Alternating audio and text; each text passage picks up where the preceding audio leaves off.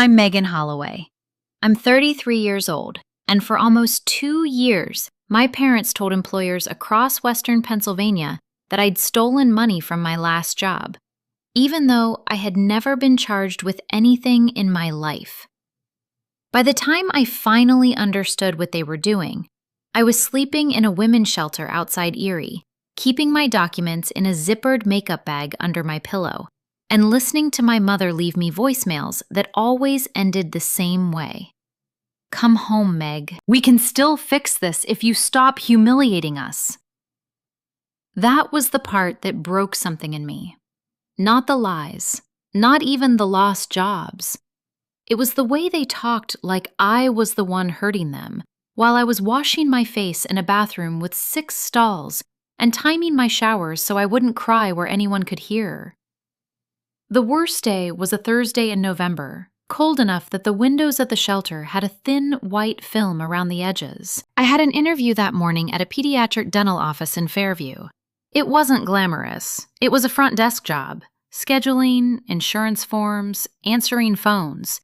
But it came with health insurance after 90 days, and the office manager had smiled at me during the first interview like she could already picture me there. I got to the second interview 10 minutes early. I was wearing a navy cardigan one of the older women at the shelter had given me, and the only black flats I owned that didn't squeak when I walked. The office smelled like cinnamon gum and disinfectant. There were cartoon whales painted on the waiting room wall. I remember that because I stared at them while the manager disappeared into the back office for almost 15 minutes. When she came back, her whole face had changed. She didn't ask me to sit down. She stood near the counter with a printout in her hand and said very carefully, "Megan, before we go any further, is there anything you want to tell me about an internal theft investigation at your former workplace?" For a second, I thought she had confused me with someone else. I actually looked over my shoulder, like maybe another Megan was standing behind me. I said, "No, there was never any investigation. I worked part-time at a salon front desk before this." She glanced at the paper again. "We received an email this morning. It included what looked like a termination notice and a warning about missing client payments." My face got hot so fast it felt like I'd stepped into steam. "That's fake." She gave me a small, uncomfortable nod that told me she didn't know what to believe. Maybe she wanted to. Maybe she even believed me a little. But belief doesn't matter much when somebody hands an employer a neat-looking document with letterhead and legal-sounding language. "I'm sorry," she said. "We can't move forward." I walked back to the bus stop in the wind with my tote bag banging against my leg and that same stupid sentence looping in my head. We can't move forward. Like I was a broken appliance. Like the whole thing was unfortunate but ordinary. Like people get framed by their parents every day and are expected to absorb it politely.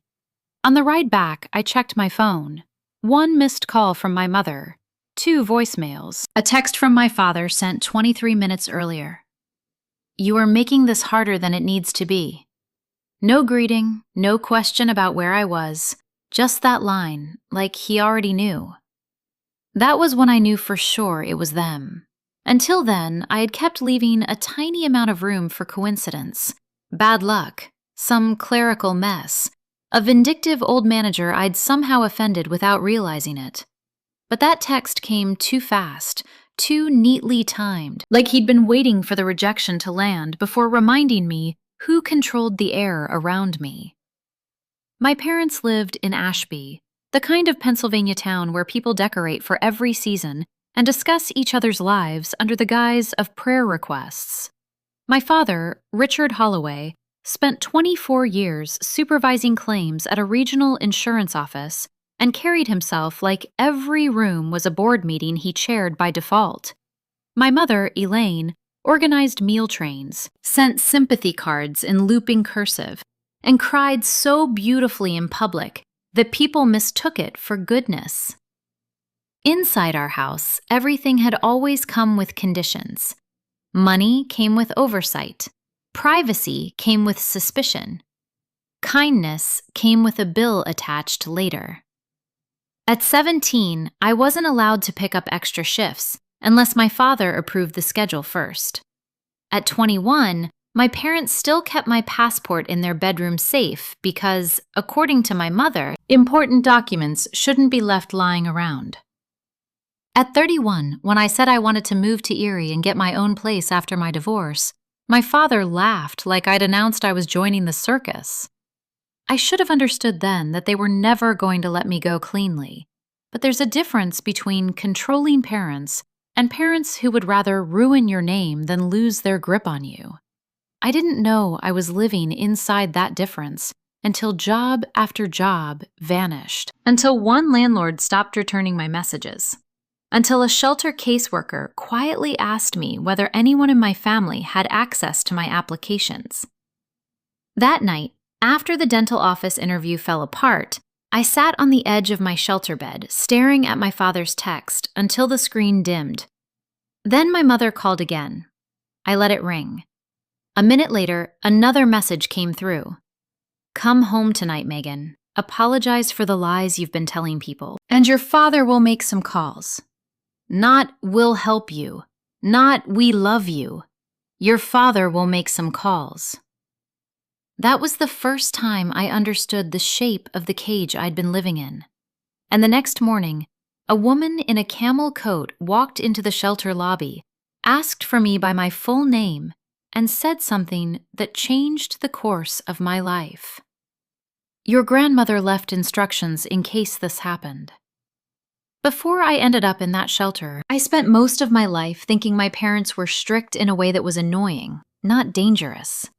That sounds naive now, but control doesn't always arrive looking like control. Sometimes it looks like structure. Sometimes it sounds like concern. And in my family, it was wrapped in so much routine that I didn't realize how little of my life actually belonged to me. I grew up in Ashby, in a beige split-level house with green shutters and a flag my father replaced every Memorial Day, whether the old one needed replacing or not. My mother kept the inside spotless in that tense, performative way some women do when they need the house to prove something about them. There were glass canisters of flour nobody touched, hand towels no one was allowed to dry their hands on, and a front sitting room that existed mainly for guests and Christmas photos. From the outside, we were respectable. My father wore pressed button-downs even on Saturdays and liked to say things like, "Our family handles problems privately." My mother taught Sunday school once a month, organized casseroles for grieving families, and had a soft voice that made strangers trust her instantly. People called her sweet. People called him dependable. Nobody saw what those words cost inside our house. I was their only daughter, the one who stayed nearby, the one who was always expected to understand. I learned early that peace in our home depended on anticipation. If my father came home irritated, I could tell by the way he set his keys on the kitchen counter. If my mother had been crying, there would be no trace of it except the way she stirred a pot too hard and smiled too brightly at dinner. By high school, I already had invisible rules mapped inside me. Don't challenge him in front of other people. Don't make her choose between honesty and loyalty. Don't ask where your paycheck went if they say they're helping you save.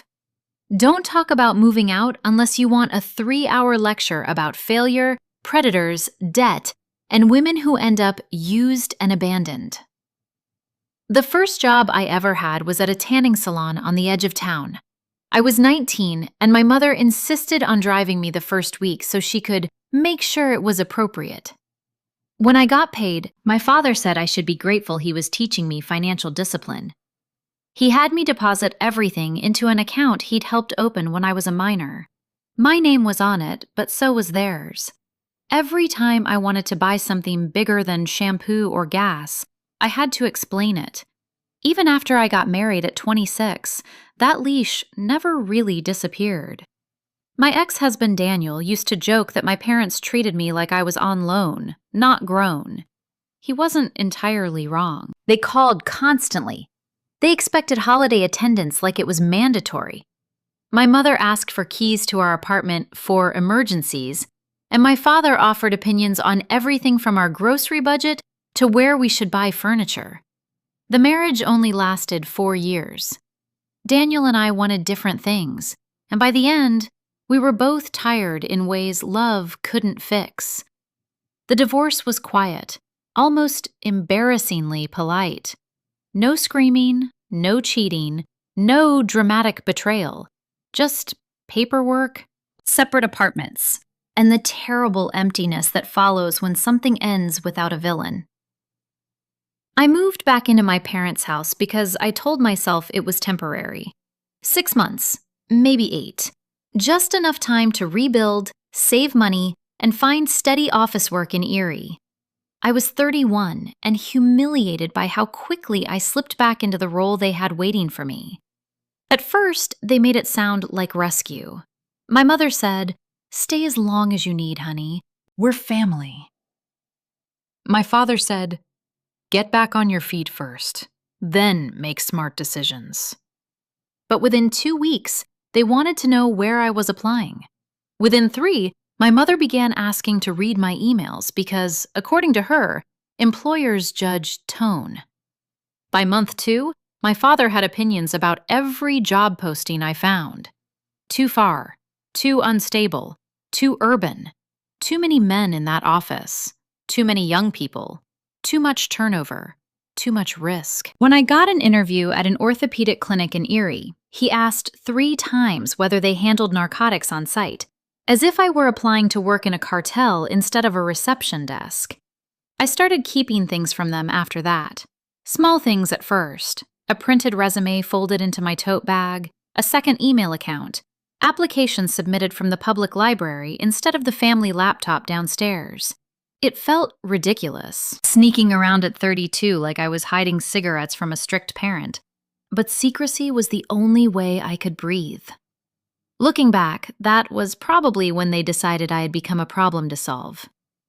The first interview I lost, I blamed on bad timing. The second one felt strange. By the third, I started noticing patterns. A hiring manager who had sounded warm on Tuesday went stiff and distant by Thursday. A receptionist who had told me, "You're exactly what they're looking for," suddenly said they were pursuing other candidates.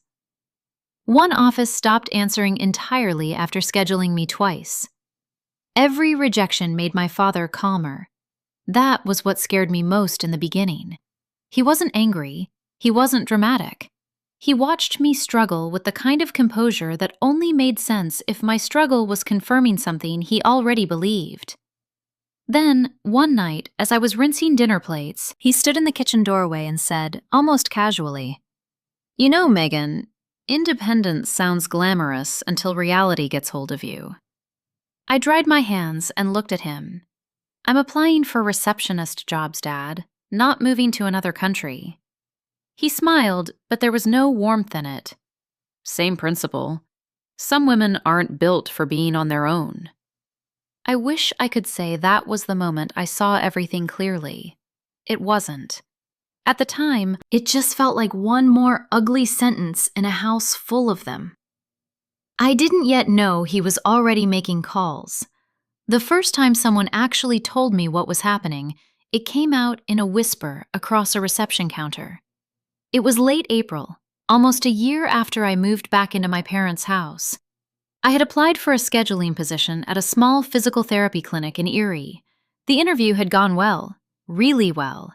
The manager, a woman named Lori, laughed at one of my stupid jokes about insurance forms and said they needed someone organized who didn't panic when phones rang all day.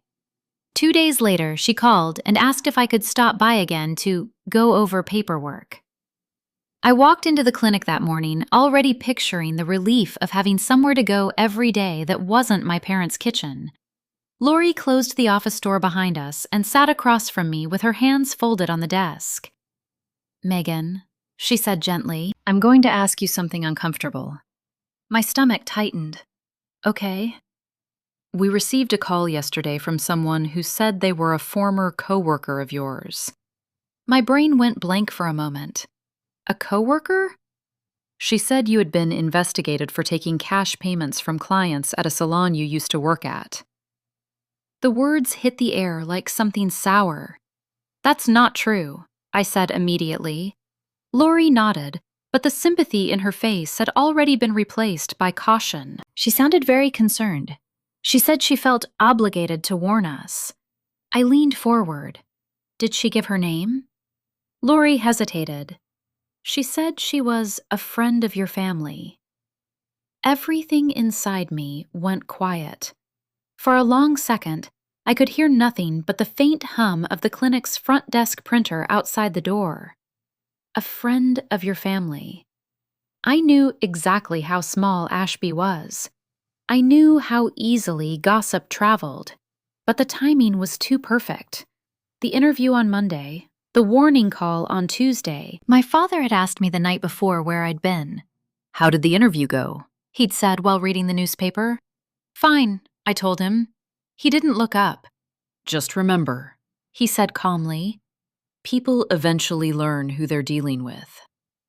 At the time, I thought it was just another one of his smug comments.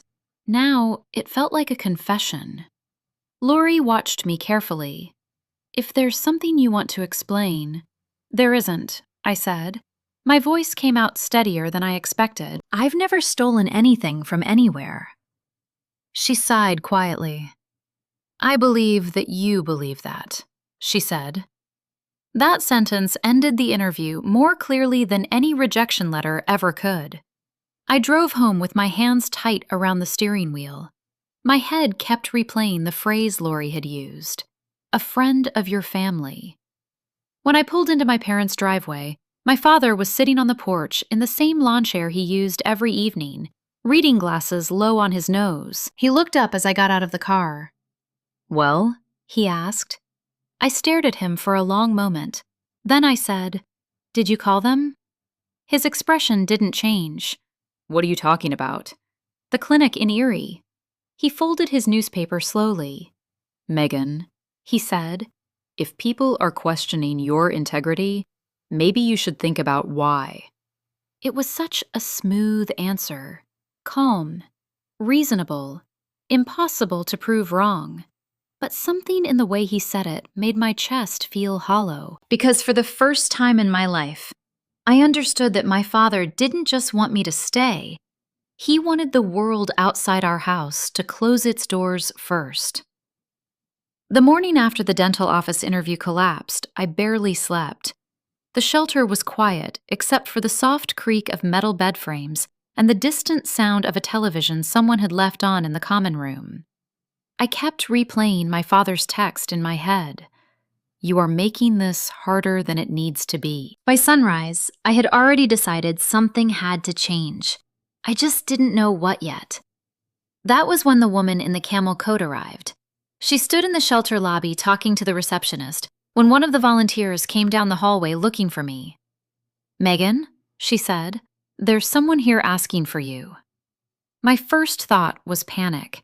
My parents had never shown up in person before, but it suddenly seemed possible they'd escalated again. I walked into the lobby bracing myself for my mother's tearful performance or my father's quiet, humiliating lectures. Instead, I saw a woman I had never met. She looked to be in her mid-50s, with short silver hair and the kind of calm posture that made you think she spent a lot of time observing people. She held a worn leather briefcase in one hand. When she saw me, she gave a small nod. Megan Holloway? Yes? My name is Sandra Pike, she said. I'm a licensed private investigator.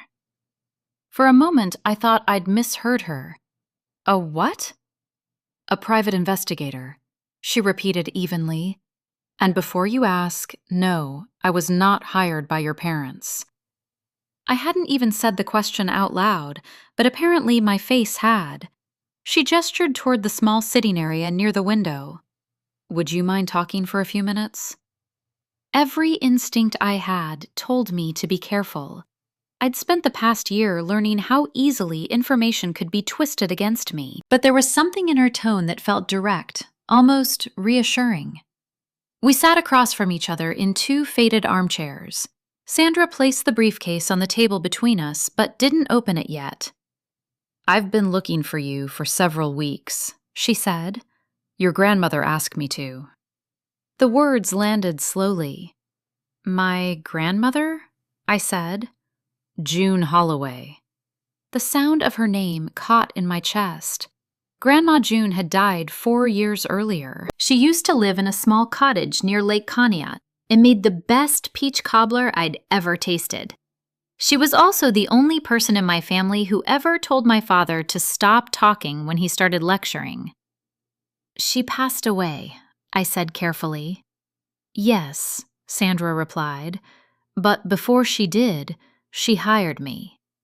I stared at her. Why? Sandra finally flipped open the latches on the briefcase. Inside was a thick stack of folders, neatly organized, along with a sealed envelope with my name written across the front in familiar looping handwriting. Your grandmother believed that one day you might need proof of something, Sandra said. Proof of what? She looked directly at me. That your parents were destroying your life on purpose. The air in the room seemed to shift.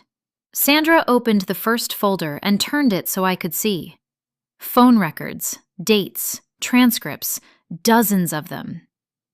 Over the past 3 years, she said quietly, your mother contacted at least 29 employers you applied to.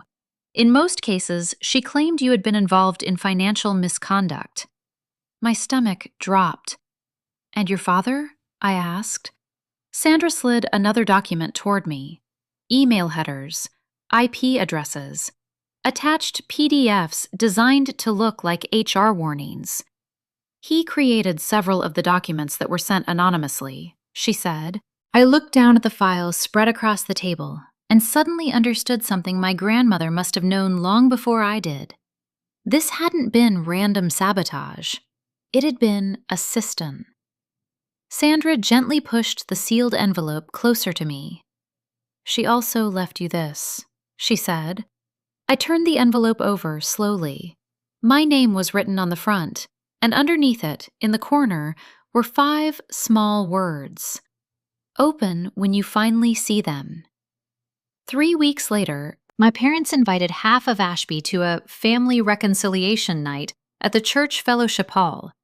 Technically, it wasn't their idea alone. Our pastor had called the shelter earlier that month, saying he wanted to help heal the situation. My mother, apparently, had been telling people she was worried I was spiraling and that strangers were turning me against my own family. The event was scheduled for a Sunday evening. Folding chairs, coffee urns, sheet cake in the back, the same room where I'd attended potlucks and Christmas pageants growing up. Sandra and my lawyer, Tessa Bell, both insisted on coming with me. Your parents have spent months shaping the story, Tessa said while we walked toward the church entrance. Let them say it out loud. Inside, almost 40 people had already gathered. Neighbors, former teachers, church volunteers who used to pat my arm and tell me how proud they were of me when I was younger. My mother sat in the front row, clutching tissues like she was preparing for a funeral. My father stood near the podium, speaking quietly with the pastor. When he saw me walk in, his expression tightened for a split second before settling back into that same controlled calm he always wore in public. The pastor opened the meeting with a short prayer, then turned the floor over to my father. Richard Holloway stepped to the front of the room and cleared his throat. Most of you know our daughter Megan, he began.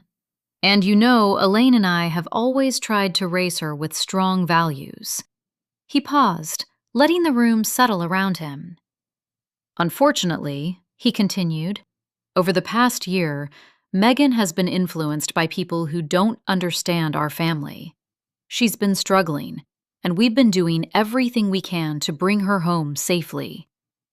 My mother lowered her head and dabbed at her eyes. A few people in the audience nodded sympathetically. She's currently staying in a shelter, my father said quietly, and we're worried about the kind of people she's around. All we want is to help her come back to the life she had before. He looked directly at me. You know the door is still open, Megan. For a moment, nobody spoke. Then Tessa stood up beside me. My name is Tessa Bell, she said calmly. I represent Megan Holloway. Several heads turned. My client has not been influenced by anyone, she continued. What she has been dealing with is a sustained pattern of defamation carried out by her own parents. My father's mouth tightened.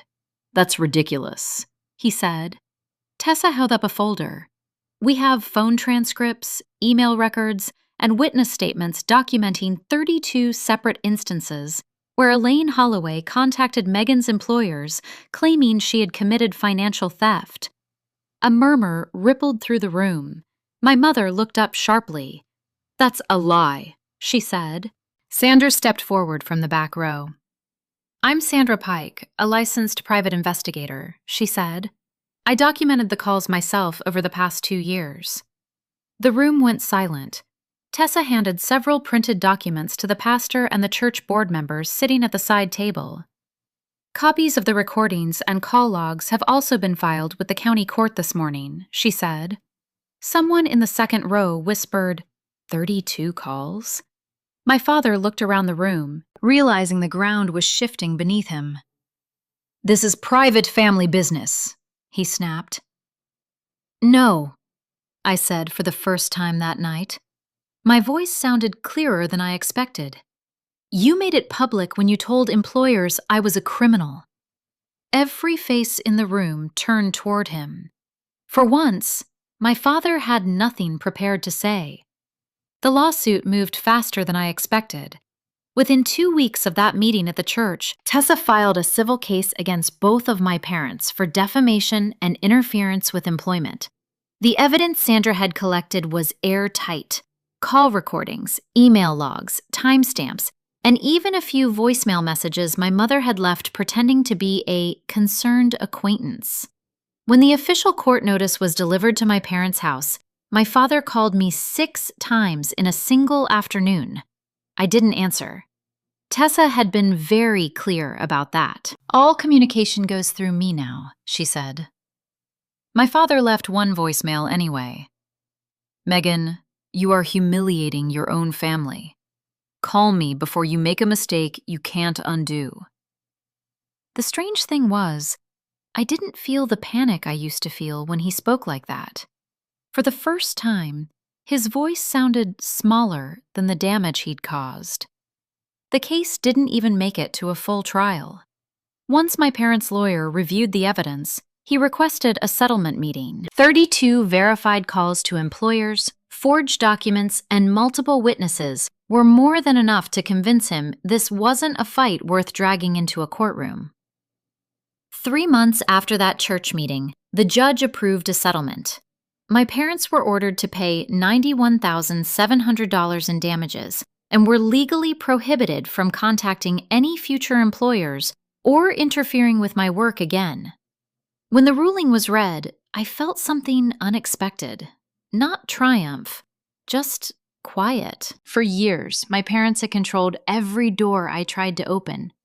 Now, a judge had simply written a sentence that made it illegal for them to do it again.